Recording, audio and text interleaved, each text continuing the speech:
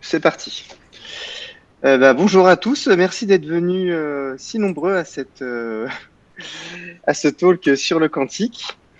Du coup, ça va être notre dernier talk de la saison du côté du GDG. Donc on termine l'année sur le quantique.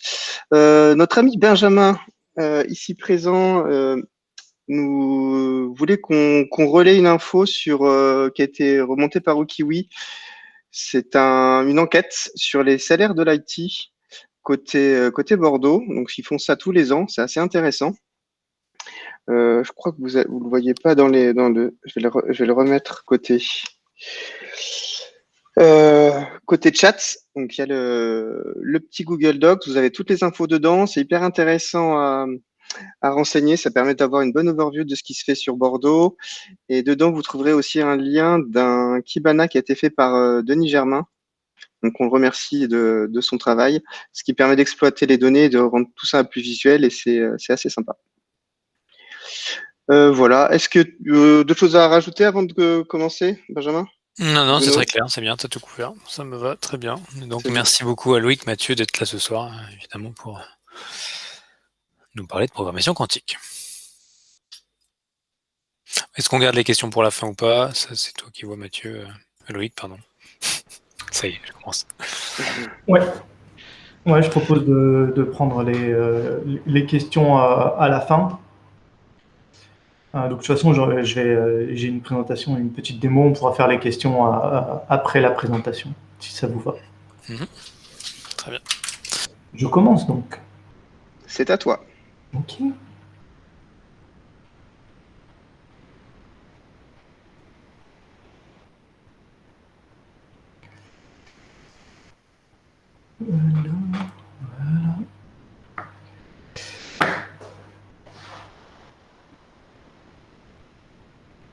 Voilà, la programmation quantique. Donc, bonjour à tous, je m'appelle Loïc Mathieu, je suis consultant et formateur chez Zeni Khalil.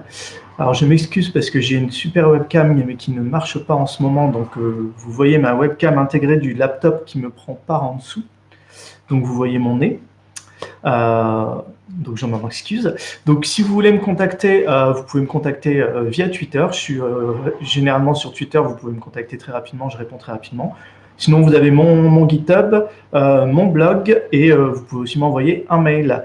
Donc, je suis consultant et formateur depuis maintenant plus de 16 ans, principalement sur les technologies Java, Kubernetes, technologie cloud. Je fais pas mal de veille techno, et donc il y a quelques temps, je me suis un peu posé la question, qu'est-ce que c'est que la programmation quantique?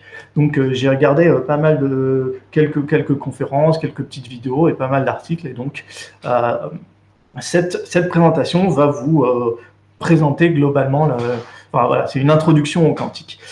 C'est vraiment une introduction parce que je n'ai pas de doctorat en physique quantique, je n'ai pas de doctorat non plus en informatique quantique et je ne travaille pas sur un projet de programmation quantique. Donc, ce que je vais vous présenter aujourd'hui, c'est vraiment ce que moi j'ai compris via diverses conférences, vidéos ou articles de blog sur le sujet. Avant de parler d'informatique quantique, je vais rapidement vous reparler un petit peu d'informatique classique. Et pour ceux qui ont fait des études d'informatique théorique, peut-être que ça va vous rappeler un petit peu ce qu'on voit en architecture, en architecture matérielle des informatiques. Donc, la brique de base en informatique quantique, c'est le bit. Et donc, on va parler de bit classique. Et donc, un bit classique, c'est une unité binaire qui est représentée par les valeurs 0 ou 1. Et un bit sur un ordinateur, c'est généralement stocké via des voltages différents. Donc, vous avez un voltage positif, c'est un 1, ou négatif, c'est un 0. Enfin, ou ça peut être des voltages 4,5 ou 5 volts, qu'importe. Des voltages différents représentent les différentes valeurs du bit. Ou sur un disque dur, c'est la polarisation c'est une polarisation. Voilà. Donc, c'est des choses comme ça. Une porte logique, c'est l'opération de base fournie par les processeurs informatiques, ce qu'on appelle une logic gate. D'un point de vue théorique, ils peuvent être décrits comme des composants électroniques qui implémentent des opérations booléennes sur les bits. Donc, une porte logique, c'est quoi? C'est une porte OU, par exemple, et elle va prendre deux bits en entrée, elle va sortir un bit, et elle va faire l'opération. C'est les briques de base d'un CPU. Ce sont les fameux transistors. Alors, c'est les briques de base d'un CPU. Et donc, qu'est-ce qu'une application? Une application, c'est une suite de logic gates sur un ensemble de bits. Voilà. Donc, les bits, c'est la donnée, et les logic gates, ce sont des opérations.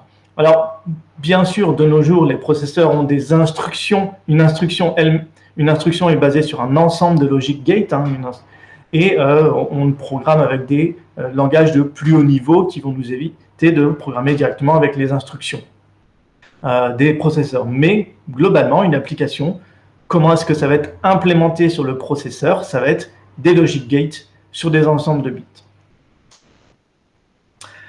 Et l'informatique quantique. En informatique quantique, on n'a pas un bit, mais on a un qubit, un quantum bit. Un qubit peut avoir la valeur 0 ou 1. Ok, ça va. Donc ça va bien. Par contre, le petit souci, c'est quand on va observer la valeur d'un qubit, on va faire s'effondrer le qubit. Ce qui veut dire qu'on va pouvoir lire la valeur, on appelle ça observer, hein, qu'une seule fois. Donc ça, c'est une des propriétés du qubit. Une autre propriété, c'est que tant qu'on n'a pas observé la valeur du qubit, la valeur est indéfinie. Il n'a pas réellement de valeur. Un bit, il a une valeur, hein, il a un voltage. Un qubit, non. Tout ça, c'est des propriétés de la physique quantique. Et comment on va implémenter un qubit? En fait, on va l'implémenter via une particule atomique. Donc via un électron, un ion, un photon. Donc c'est beaucoup, c'est quelque chose de très très petit, un qubit, de ce fait. Alors, on a dit que la valeur d'un qubit, je viens de vous dire que c'est 0 ou 1, mais en fait, c'est un petit peu plus complexe. On dit souvent qu'il peut avoir la valeur 0 et 1 en même temps. C'est ce qu'on appelle la superposition quantique. Donc, encore une fois, c'est des caractéristiques de la physique quantique. Pour l'expliquer, on se base sur la sphère de Bloch, que je vais vous montrer juste avant. La valeur réelle d'un qubit est définie par son état intermédiaire, un point dans une sphère. Et ensuite, on va observer le qubit, et qu'on va faire observer le qubit, qu'on va observer la valeur du qubit, on va le faire s'effondrer vers la valeur 0 ou 1. Donc cette fameuse valeur réelle, c'est celle-ci. OK? Donc vous avez un point, je ne sais pas si vous le voyez, hein, vous avez la sphère, vous avez le point, il est à peu près là. OK? Ça, c'est mon point. Et donc, ce point qui est là, on voit mon curseur de souris, mais, ce point qui est là, il va faire deux angles. Un angle avec l'état, en fait, il va avoir deux angles par rapport à l'état de base. Okay? Donc l'état de base, c'est l'état 0 qui est tout en haut de la sphère. Et donc votre point, on va pouvoir définir la position. Le point va définir deux angles. Okay? Et ces deux angles, en fait, ça va être deux vecteurs par rapport à l'état intermédiaire. Et je me suis perdu. Voilà. La sphère de Bloch, c'est pas si simple que ça. Voilà. Et donc, ce qui se passe, c'est que ces deux vecteurs par rapport à l'état qui sont caractérisés par l'état intermédiaire, on va les utiliser pour en définir l'état final. OK? Comment est-ce que ça se passe? Eh ben, en fait, on va utiliser ces angles avec des équations de probabilité pour définir si l'état final du qubit correspond à la valeur 0 ou à la valeur 1.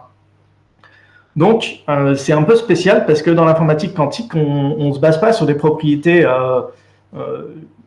des propriétés strictes, des propriétés finales. En fait, on se base sur des équations de probabilité pour connaître la valeur des qubits. C'est la superposition quantique du qubit qui fait toute la puissance des ordinateurs quantiques, avec une vision très très simplifiée. Si on imagine un algorithme quantique qui prend en entrée un qubit, il va être exécuté en même temps pour la valeur 0 ou 1. Donc l'intérêt, c'est qu'un algorithme quantique, on peut l'exécuter en même temps pour toutes les valeurs des paramètres d'entrée. Donc, imaginez que vous avez un algorithme quantique qui prend 4 qubits en entrée. En fait, vous allez exécuter l'algorithme pour toutes les combinaisons possibles des 4 qubits. Donc, ça fait normalement 16 combinaisons possibles. Elles vont être exécutées en même temps. Voilà. Et donc, c'est grâce à cette caractéristique des algorithmes quantiques qu'on pense que l'informatique quantique peut apporter des réponses à des problèmes que l'informatique classique ne peut pas répondre parce qu'elle a cette capacité de tester toutes les possibilités en un temps quasiment instantané. Voilà. Pardon. Alors, comme dans l'informatique classique, on a les portes quantiques, dans l'informatique classique, on a les logic gates, dans l'informatique quantique, on a les quantum gates. Donc une porte quantique, c'est comme une porte logique, c'est une opération booléenne réalisée sur un qubit et implémentée par un composant électronique. Mais ces opérations ne sont pas les mêmes. On ne va pas faire les mêmes opérations qu'on fait sur les qubits qu'on fait sur les bits. Et un autre problème, c'est que des composants électroniques qui sont basés sur des particules quantiques, c'est très compliqué à construire et ça coûte très cher. Ça coûte très cher aussi bien à construire qu'à faire tourner.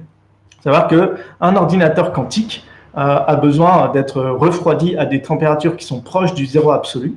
Donc, c'est baigné dans de l'azote liquide.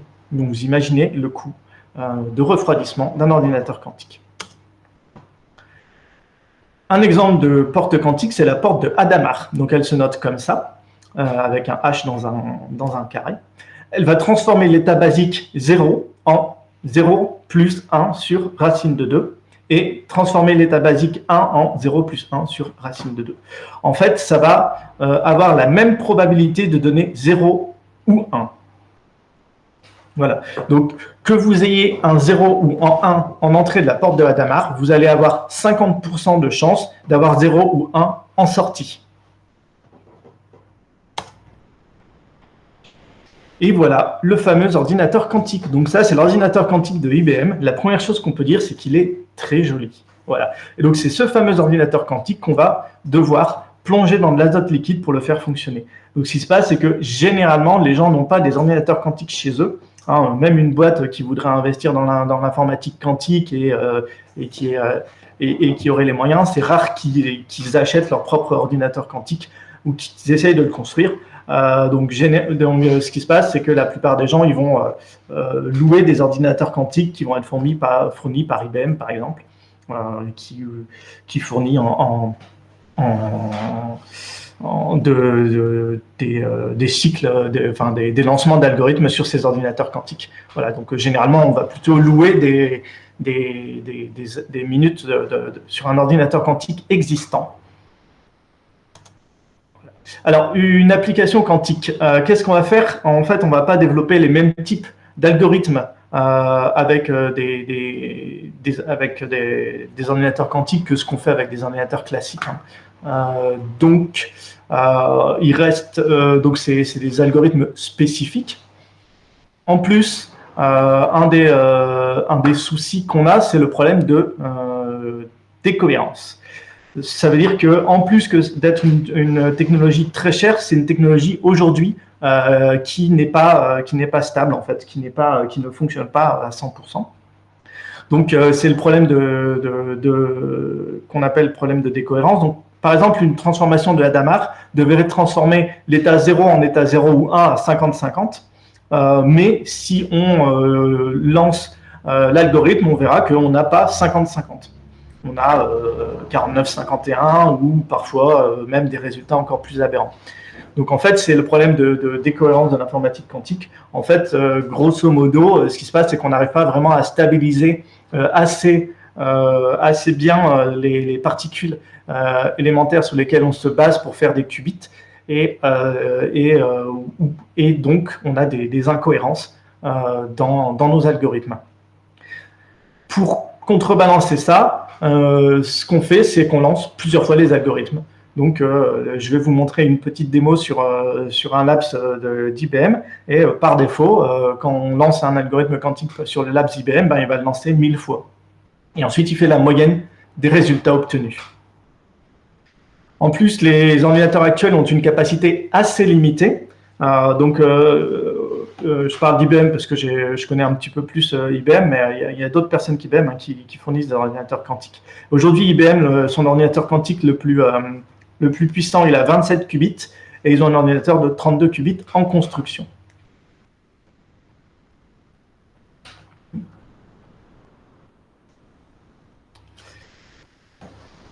Voilà. Alors, où est-ce qu'on a des applications de l'informatique quantique aujourd'hui? On en a dans la finance, typiquement pour faire de la détection de fraude, dans la sécurité, pour les problèmes de cryptographie, dans la météo, dans le climat. Globalement, ça marche très bien pour tout ce qui ne doit pas être exact, pour les problèmes de décohérence, et pour des problèmes plutôt sur tout ce qui est planification, forecast et ainsi de suite. Donc c'est là où la plupart des gens font de la veille sur l'informatique quantique. On avait beaucoup parlé de suprématie quantique. Donc le principe de la suprématie quantique, c'est quand un ordinateur quantique arrivera à résoudre très rapidement un problème, donc un problème, qu'un ordinateur classique n'arrive pas à résoudre en un temps raisonnable. Donc Google, il n'y a pas longtemps, avait proclamé avoir atteint la suprématie quantique. IBM ensuite a un petit peu contesté ça en disant que, en fait, avec des ordinateurs modernes, on peut quand même, en utilisant un algorithme différent pour résoudre le problème, le résoudre en 2 jours.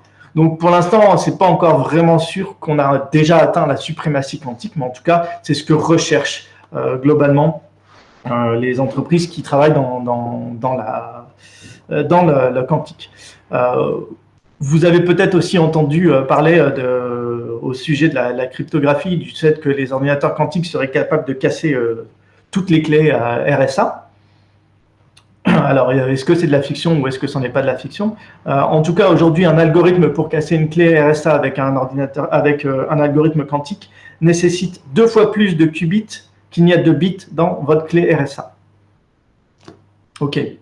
Donc, IBM, pour l'instant, je vous avais dit, ils ont un ordinateur quantique à 27 qubits. Donc, même si on prend un ordinateur quantique à 32 qubits, ça veut dire qu'aujourd'hui, on est capable de casser des clés RSA de 16 bits.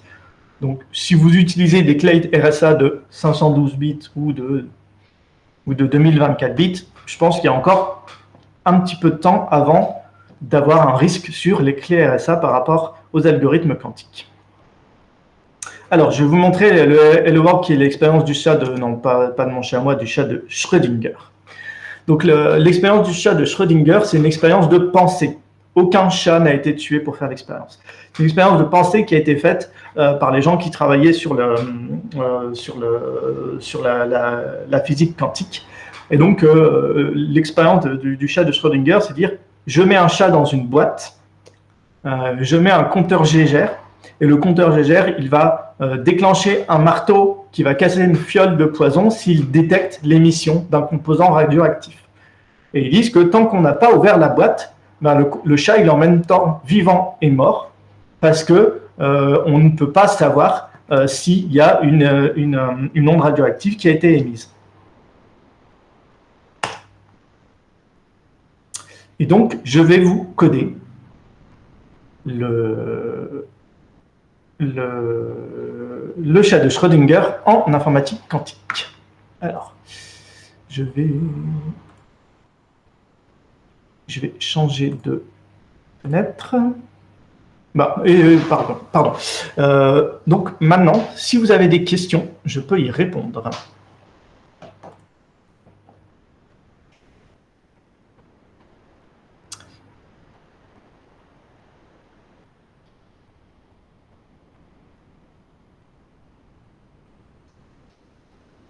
Si vous n'avez pas de questions, je vais vous faire une petite... Pardon, oui. Question. À quelle vitesse ça évolue? On a l'informatique classique, on a la loi de Moore. Est-ce qu'on a une loi comparable avec l'informatique quantique? Pas à ma connaissance. Par contre, quand on regarde IBM, ce qui prévoit, ils disent qu'ils pensent que d'ici moins de 10 ans, on aura des ordinateurs quantiques avec 10 000 qubits. Voilà, je ne sais pas si c'est vraiment réalisable, mais les gens qui travaillent sur l'informatique quantique disent tous que d'ici 10 ans, ça va être une technologie qui sera vraiment utilisable et que ça va révolutionner le monde de l'informatique. Donc il est temps de paniquer d'un point de vue sécurité. Bon, dans 10 ans, on verra. Ça peut arriver assez vite. Pas sûr, parce que il y a quand même des sacrés problèmes à résoudre, entre autres les problèmes de décohérence. C'est-à-dire qu'ils vont peut-être être capables de casser une clé RSA en quelques secondes, mais ils vont peut-être mal la casser, parce qu'ils ont eu des soucis de décohérence. Après, il y a une autre chose, c'est que actuellement, enfin, admettons l'algorithme quantique est dispo dès demain, mais on a déjà des algorithmes quantiques de crypto. Donc de toute manière, on est capable de pouvoir avoir des flux chiffrés incassables, notamment avec l'algo de Shor. Ça c'est pour les péter. Ok.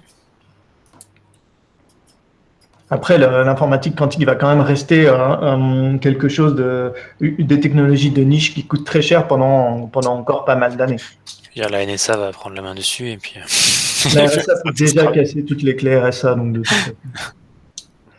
toute façon, c'est pas bien grave.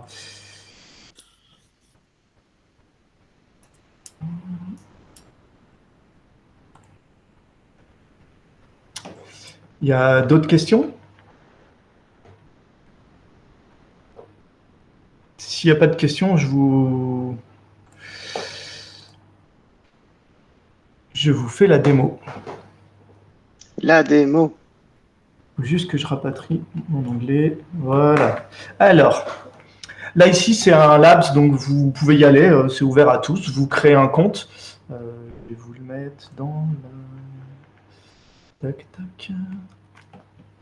Donc vous pouvez vous créer un compte et donc c'est un labs d'IBM. Donc moi je vais faire celui qui ne sait pas coder et je vais utiliser le circuit de Composer. Alors en fait ce talk je l'ai préparé il y a pas mal de temps. Je l'avais préparé avant le confinement, donc au vu comment évolue l'informatique quantique, donc c'était il y a très longtemps, hein, donc mes données sont un peu vieilles et j'avais implémenté mon Hello World 100% depuis le circuit, comment ils appellent, le circuit de Composer. On peut aussi le développer avec des librairies en Python. Je vous montrerai en fait juste après le Hello World que je vais faire en circuit via le circuit de Composer. Il va être transcrit automatiquement en Python. Mais en tout cas, là, je vais le faire en drag and drop parce que c'est quand même beaucoup plus facile.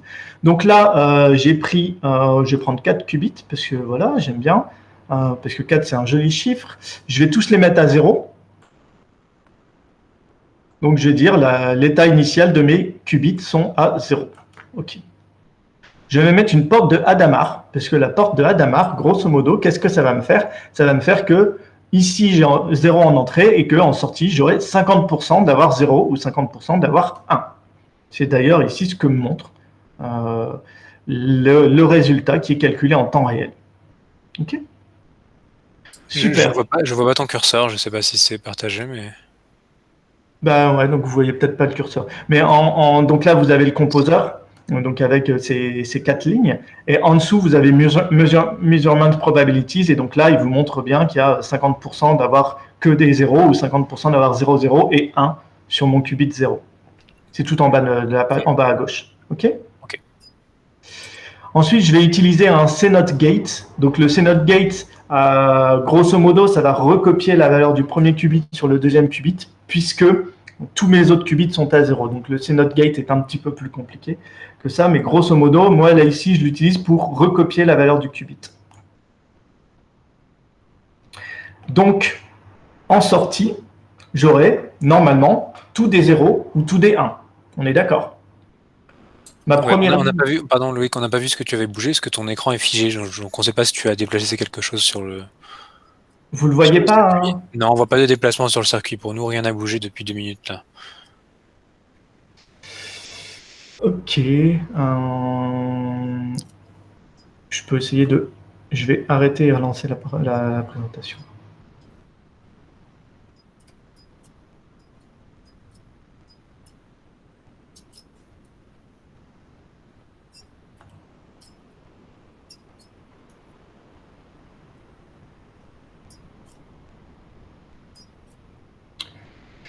Donc là, vous voyez mon écran?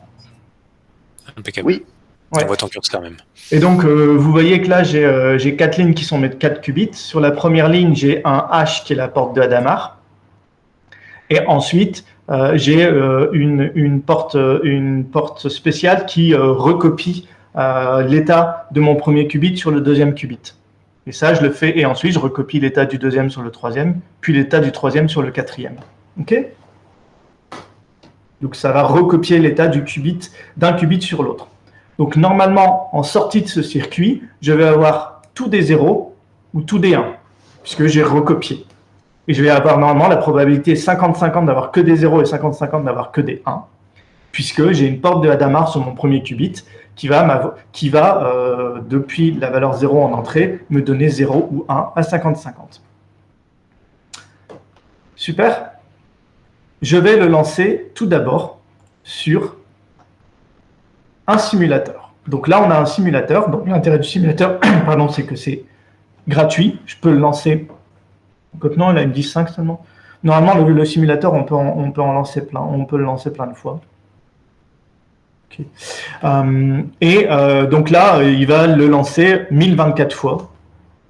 Vous voyez, tout de suite. Donc, je vais lancer la simulation.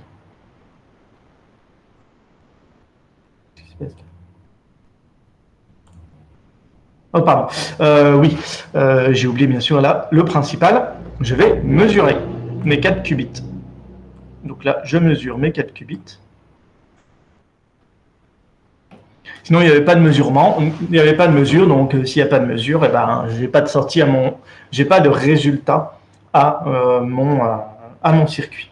Donc là, j'ai mesuré les 4 qubits et je vais le lancer sur le simulateur.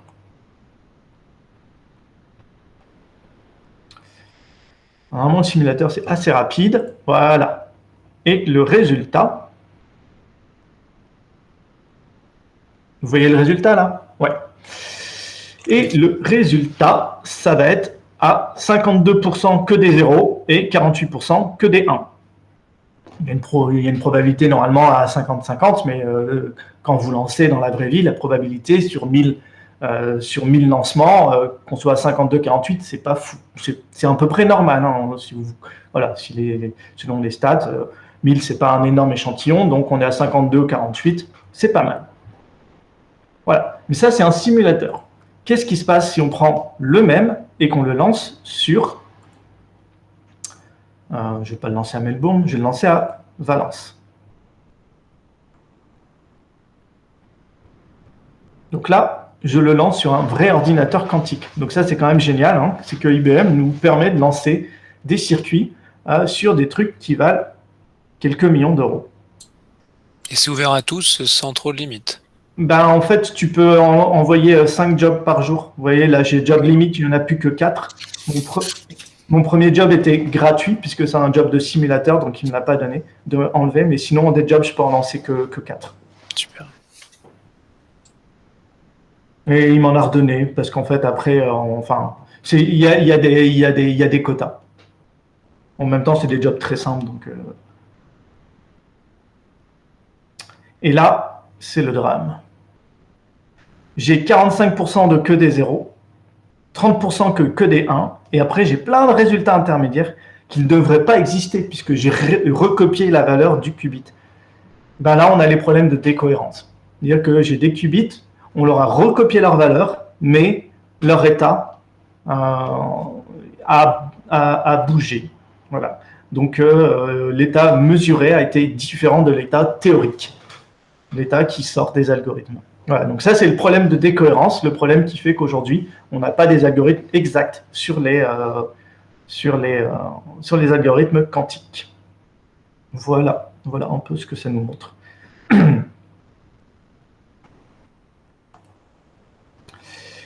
Alors, je ne sais plus où c'est là, voilà. Dernière chose que je vais vous montrer, donc ça, j'ai jamais joué avec, mais on a la possibilité d'utiliser une librairie Python qui s'appelle Qiskit, je ne sais pas exactement comment ça se prononce, Qiskit, on va dire. Et donc, avec le Labs d'IBM, on a accès à un notebook Jupyter où on peut faire la même chose. Et donc là, vous voyez, c'est pas compliqué. J'ai fait comment ça se traduit ce que je vous ai montré. Là, j'ai fait un reset des quatre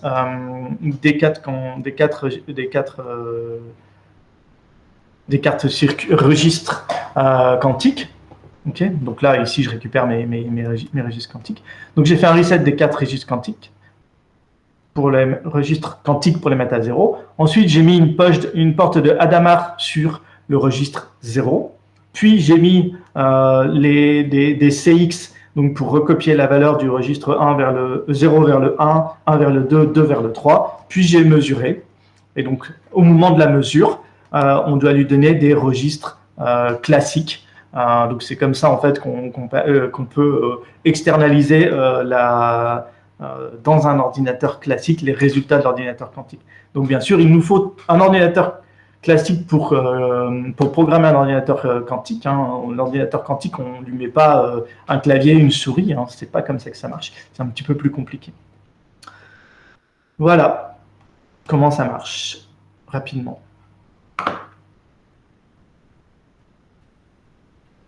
Je vais représenter les slides.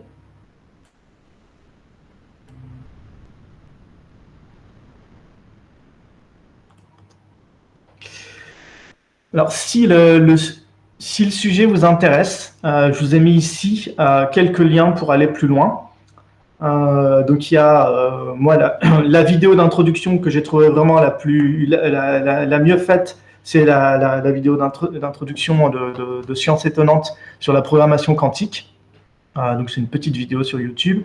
Donc là, le labs que je vous ai montré, donc IBM Quantum Experience, que tout le monde peut accéder, et tout simplement la définition de Wikipédia de la porte de Hadamard qui permet déjà d'essayer de comprendre ce que je vous ai montré. Si vous voulez aller plus loin, donc il y a une présentation assez sympa qui a été faite par Oli Cummins qui s'appelle 4 Qubits and Clouds, the Quantum Future. Donc Oli Cummins travaille au labs Garage d'IBM. Ouais, c'est IBM Garage que ça s'appelle, c'est tout ce qui est R&D côté IBM. Et donc elle travaille sur tout ce qui est quantique. Je vous ai mis une page sur le qubit qui vous permettra de mieux comprendre la sphère de blocs et ainsi de suite. Et la page sur tout ce qui est quantique sur IBM qui va vous donner des pointeurs sur beaucoup de choses que IBM fait sur le sujet. Voilà. Je vais tous vous les mettre dans le chat. Du coup, pendant que tu les mets, je vais rebondir un peu parce que le sujet m'intéresse pas mal aussi. Je l'ai potassé. Pour ceux qui aiment bien coder, il y a la librairie Q-Sharp qui a été faite par Microsoft. Donc, c'est une lib qui est au-dessus de C#. Mais du coup, on peut manipuler vraiment des qubits. On a les objets qubits, on a les portes de Hadamard, on peut faire du CNOT. Et ce qui est sympa, c'est que du coup, on peut manipuler ces qubits, mais de manière vraiment programmatique. Donc la lib est très bien faite. La doc est vraiment excellente sur le site de Microsoft. Donc si vous voulez commencer, c'est très très bien. La sphère de Bloch est vraiment très détaillée. On voit bien le côté probabilistique de chaque qubit. C'est bien fait. Un autre point, il y a le CERN là depuis début du mois qu'on lançait une série de 7 épisodes sur le quantique. C'est des vidéos 2 heures full anglais avec des labs sur IBM. Donc là, c'est pour ceux qui veulent vraiment aller plus loin. Je vous le mets aussi. Moi, je les ai pas regardés encore, ceux-là. J'ai pas eu le temps. Tu les as vus, toi? Alors, j'ai commencé à regarder. Il faut du temps. C'est 2 heures la vidéo. Par contre, ils sont hyper complets. On a accès au lab, on a des commentaires. C'est très complet. Et récemment, il y a eu Olivier Leplus côté Microsoft qui a sorti aussi une vidéo sur LinkedIn sur l'informatique quantique.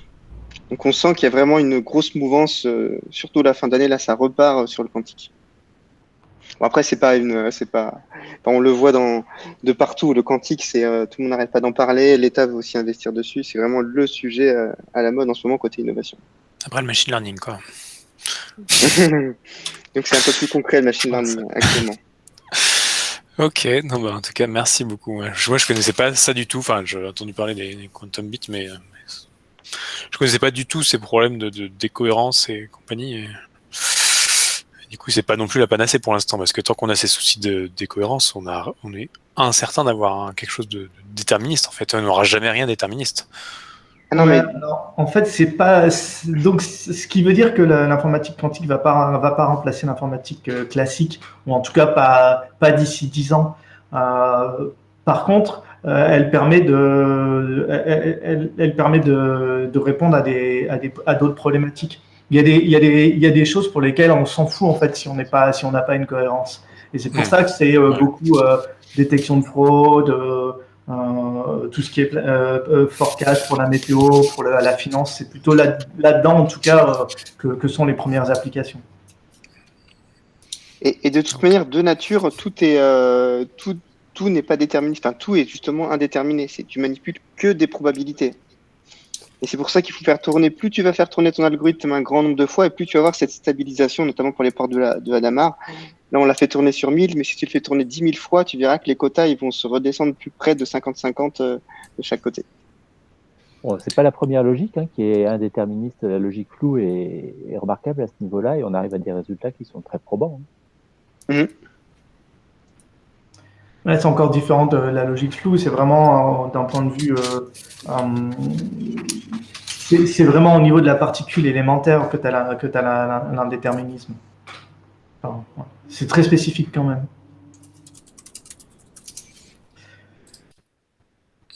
Et sinon, si je me souviens d'un site que j'avais beaucoup aimé, c'est sur toutetquantique.fr. C'est le physicien, j'ai oublié son nom, Julien Bobroff. Vous verrez sur YouTube, il a fait plein de confs sur la physique quantique. C'est un super orateur. À l'USI, il avait fait notamment la lévitation quantique. Son talk est très très bien.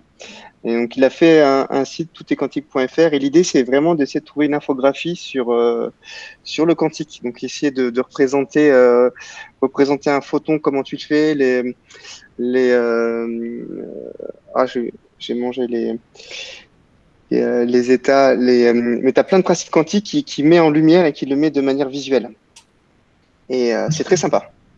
Mais vraiment, pour ceux qui veulent pas se prendre trop la tête, la première vidéo que j'ai mise, je crois qu'elle fait 20 minutes, elle est vraiment, elle explique vraiment très très bien les choses, donc ça c'est vraiment sympa. Et après, effectivement, la deuxième vidéo de l'écumine, c'est un petit peu plus complexe, mais ça reste encore compréhensible. Mais il faut pas hésiter à lire des trucs. Alors après, vous pouvez faire joujou avec depuis le labs d'IBM si ça vous démange. Mais moi, ma vision pour l'instant de quantique, c'est quelque chose, c'est intéressant de regarder, de se renseigner un petit peu. Par contre, c'est réservé encore à quelques cas de niche et avec quelques spécialistes qu'on va retrouver principalement dans tout ce qui est dans tout ce qui est recherche et développement vraiment sur quelques secteurs.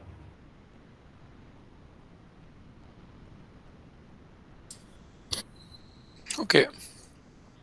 Merci en tout cas, c'est vachement bien. Est-ce qu'il y a d'autres questions? Merci de dire que c'était vachement bien, parce que j'ai eu du mal à vous expliquer la sphère de blocs cette fois-ci. La fois d'avant, j'avais mieux réussi. De toute façon, on ne comprendrait pas. Ça nous dépasse. Non, mais en fait, le problème, c'est que même moi, je trouve ça, c'est un peu compliqué à se représenter ce que c'est qu'un qubit et comment c'est utilisé. Voilà.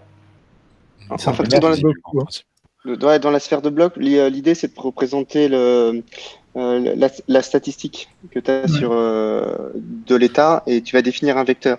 Donc, les angles qu'on voit, ça permet juste de définir le vecteur. Et vu qu'on est sur une sphère, avec le sphère et le vecteur, tu coupes pour un point et tu as ta probabilité. C'est juste une représentation.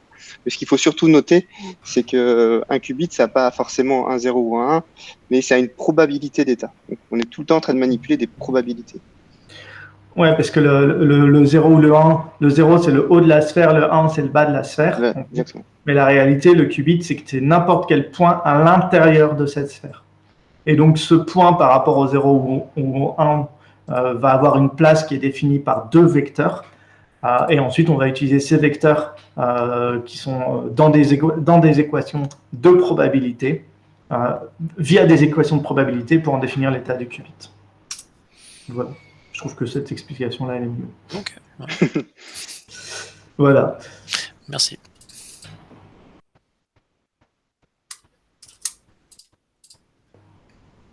D'autres questions? Non, je crois qu'on est bon. De toute façon, si vous avez d'autres questions, vous pouvez me contacter. Mais comme je vous l'ai dit, je suis pas effectivement spécialiste. Moi, je trouve que c'est sympa déjà d'avoir le Labs d'IBM pour pouvoir, en drag and drop, essayer de lancer des algorithmes. Et effectivement, après, si vous voulez aller plus loin, Qiskit ou QSharp peuvent être intéressants. Avec les deux, on a la possibilité d'interagir entre du code quantique et du code classique. Puisque après, en Qiskit, c'est du Python, donc vous pouvez utiliser n'importe quelle librairie Python et lancer vos algorithmes quantiques quand nécessaire.